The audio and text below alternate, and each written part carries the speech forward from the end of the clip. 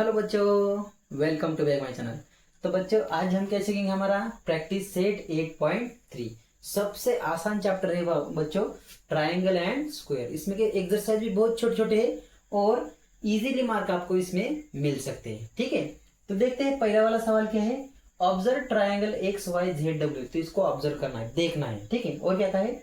And answer the following question. और इस पर कुछ क्वेश्चन हमें पूछे है, उसका हम क्या करना है? आंसर निकालना है।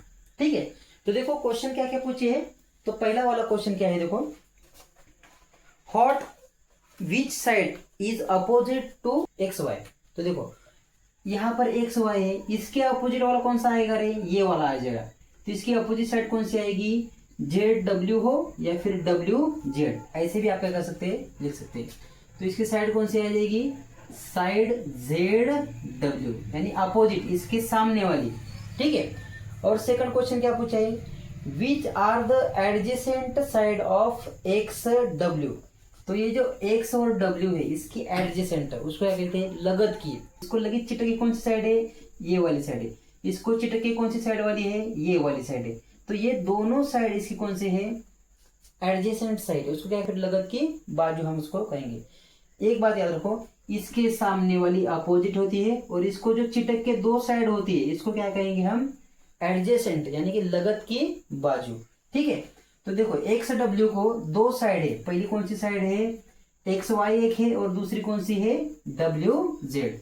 तो मैं यहां पर लिखता हूं side X Y and side, दूसरी वाली साइड कौन सी है? ये वाली हो गई। दूसरी वाली कौन सी है?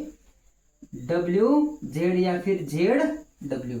ये दो साइड इसके क्या है? एडजेसेंट साइड है। समझ में आ गया?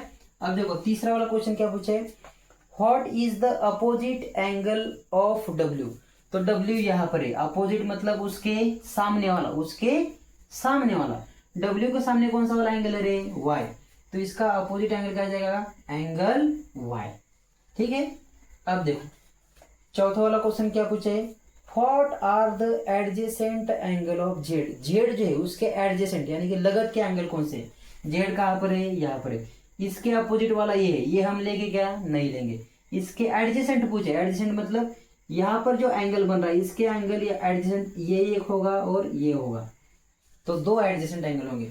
तो कौन से होंगे? तो देखो कौन हमारा कौन होगा? डब्ल्यू एक होगा, एंड दूसरा वाला कौन सा होगा हमारा? वाई एक होगा। इसको क्या कहेंगे हम? एड। अब देखो अगला वाला क्या क्वेश्चन पूछे। What are the diagonals of X Y Z W. तो देखो ये जो एक्स वाई जेड और डब्ल्यू है, इसके डायगोनल्स निकालने हैं। डायगोनल्स को क्या कहते हैं बच्चों? कर्ण कहते हैं। क्या कहते हैं? कर्ण। यानी कि देखो मैं निकालता हूं डायगोनल्स। तो एक्स जेड ये एक डायगोनल हो गया, और वाई डब्ल्यू ये एक हमारा क्या हो गया? डायगोनल हो गया। तो इसको हम कैसे लेंगे? तो इसको हम ऐसे लिखेंगे, इसके दो डायगोनल, उसका नाम क्या है? Segment x Z, Z x बोल सकते हैं या फिर जेड एक्स। और दूसरा कौन सा है? Segment Y W, Y W. बहुत से बच्चे यही पर गलती कर देते हैं।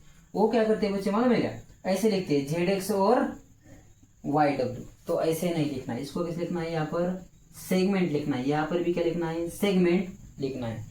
बहुत से बच्चे यहाँ पर भी मिस्टेक कर देते हैं, ऐसे लिखने के बजाय सिर्फ ऐसे लिखते हैं डब्ल्यू। तो ये गलत हो जाएगा। तो इसको क्या करना है? एंगल करके हमें क्या करना है? लिखना है।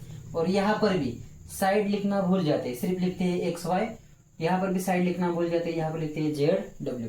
तो ऐसे मत करो, अगर ऐसे करोगे तो मार्क हमारे कट जाएंगे।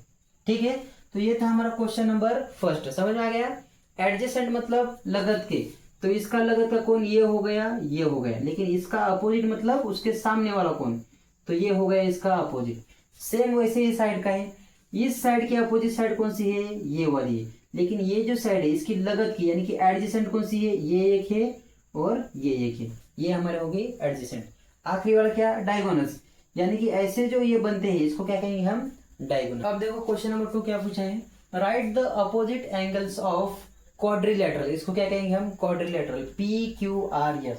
ठीक है, तो इसके डायग्राम बना दो मैं यहाँ पर, समझो ऐसा ही क्या है हमारा? क्वाड्रिलेटरल है। ठीक है, इसका नाम क्या है? PQRS।